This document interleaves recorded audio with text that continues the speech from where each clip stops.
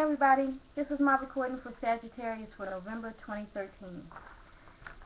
Okay, so Sagittarius, we start out with Pluto in that second house.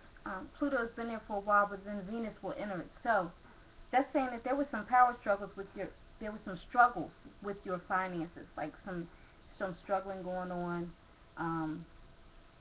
maybe some financial problems, and there could have even been some power struggles with the money, like with the relationship, with the joint ownership of your money. Okay, there could have been some power struggles, but Venus comes in, so now Venus is bringing in some money. It won't be it might not be a lot. It might just be more than what you had. Okay. Okay, so then we move to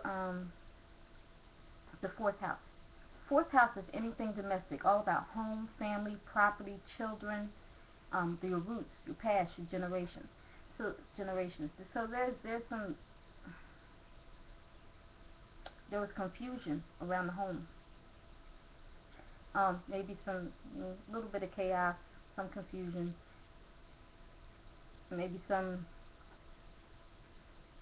manipulation or some deceit. I don't know, but there were some things going on around the home because Neptune was retrograde. But now that Neptune is clearing up, the confusion around the home should be clearing up. You will be able to focus. You'll be able to get a handle on things around your household.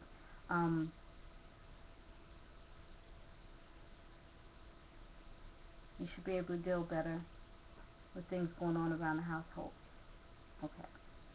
You'll be able to handle any situation. It won't seem chaotic, or it won't seem foggy, or it won't seem like like you're in a daydream or something. Like you'll actually start to focus, and it will clear up around the household. Or if you had some things going on with family, some confusion with family members, that should clear up too now. Okay. Anything with property. Okay. Then we move to that fifth house. Now Uranus is in that fifth house, and Uranus has been there for a while, but what's going on is there's a Uranus-Pluto square. So Uranus in that fifth house is squaring up to Jupiter in that eighth house, and then Jupiter goes retrograde. So Uranus is things, it's uncertainty, it's sudden, it's unexpected, it's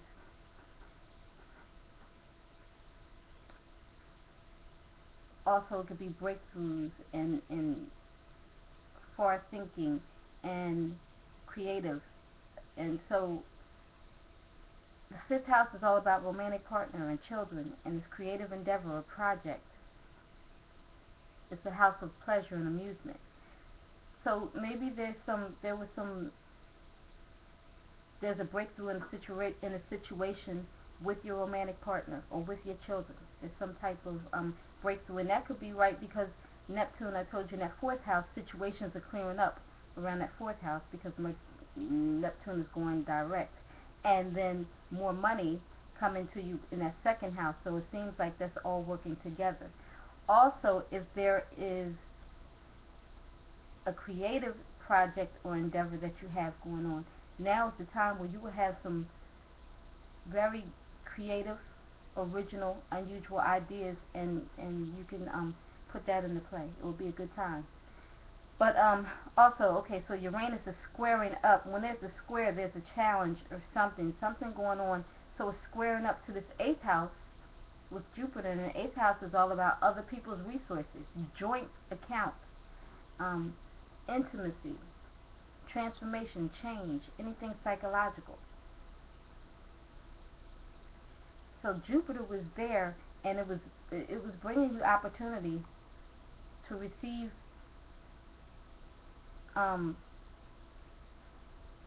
some type of financial benefits from other people's resources, or there's something with your joint account. There was bringing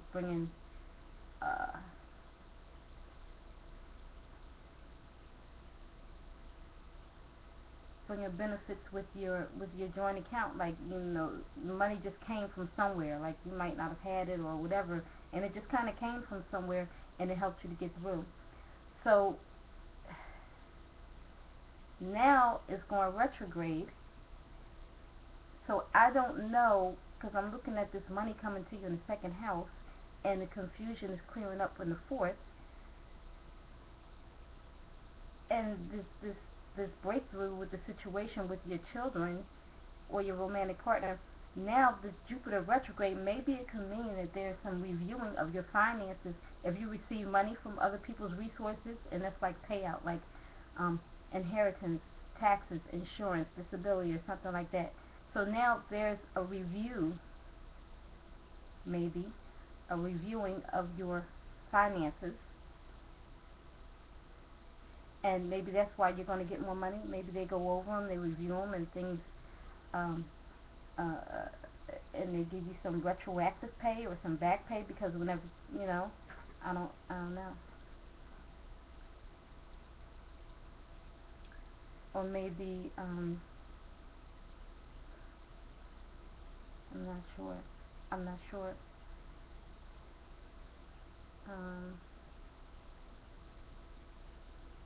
Because Jupiter is just wealth and abundance and good fortune, but then it goes retrograde.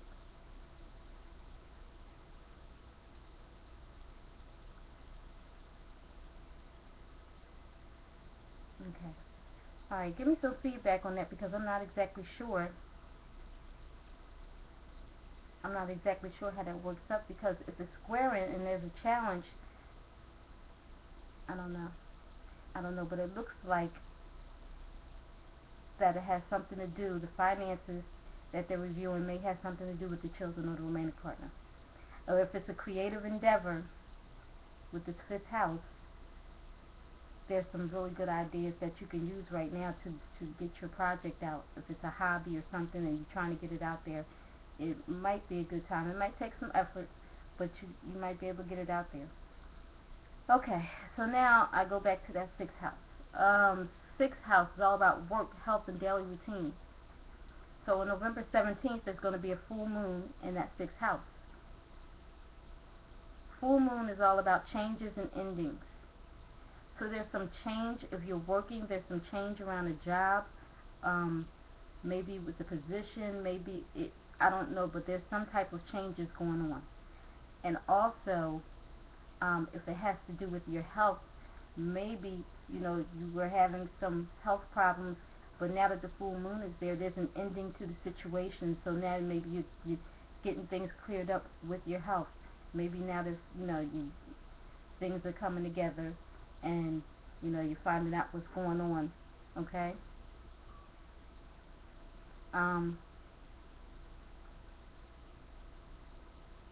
Even in your daily routine, there may be some changes during, you know, some changes. I don't know, and at this point, maybe you may feel emotional sometimes, because in the sixth house is, you know, things might get on your nerves, so you may be feeling just a little emotional or whatever. Okay, so now we move to that 10th house. The 10th house is career, professional standing, reputation. It's a public house, authority figures. And Mars is there. Mars can be ambitious and assertive and aggressive, and it really makes you like you have this goal or this career that you're in. So if it's a career, you're really ambitious about this career. You really want it, and you know you're intent on getting this. So you're dealing with authority figures, however you need to deal with them in order to get to your, you know, this career you want. Also, it can bring, there's a positive and a negative to everything, and so Mars can also bring stress. So there can be stress when you're dealing with authority figures. There could be some conflict, and when I say authority figures, I mean it could be bosses, it could be whoever in authority, some company or whatever. But you know, I'm not sure. So pray about it, you know. But I think more so it makes you ambitious and assertive and aggressive when it comes to your career.